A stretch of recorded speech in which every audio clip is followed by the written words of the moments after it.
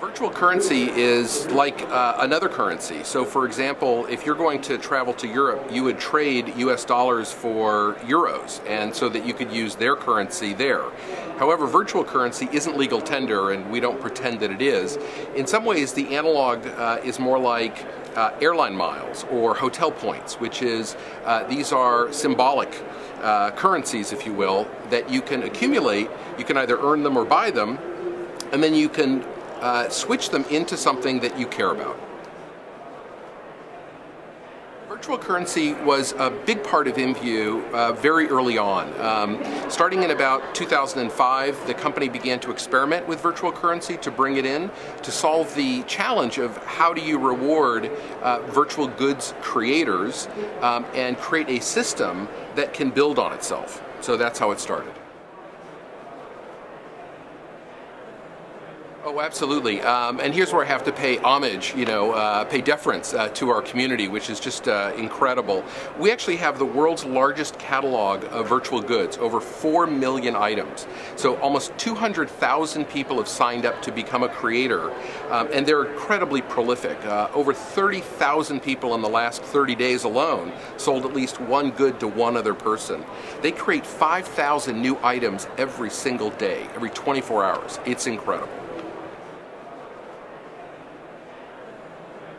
Well, the biggest issue with virtual currency is just convincing more people to buy it, frankly. We're doing very well. We're very successful. We became profitable last year. We're cash flow positive. Revenues are up about 100% year over year. But naturally, we are trying to take people who are in what is called a freemium business model, meaning the vast majority of people use IMVU for free. And a small percentage pay to buy virtual currency to make their experience even better, even more interesting. And naturally, we're trying to encourage people to have a better experience and buy more. So that's probably the first thing. The second is making sure that in this economy that we run of virtual currency, that it's in balance. And so when we create more virtual currency, when people buy it, we create it. That's called a faucet. We need to make sure that we're sinking out roughly an equal number of credits that are coming out of the system, virtual currency, so it stays in balance and we don't get inflation or deflation. And so far it's working quite well.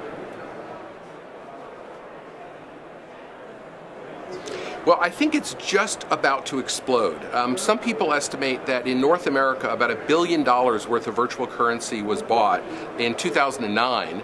In Asia, it's even bigger, between $5 and $7 billion by some estimates, and everyone agrees that it's going to just grow from here. The question is it going to become 10 billion worldwide, 20 billion, 30 billion? I think we're just in the first inning of a 9-inning baseball game.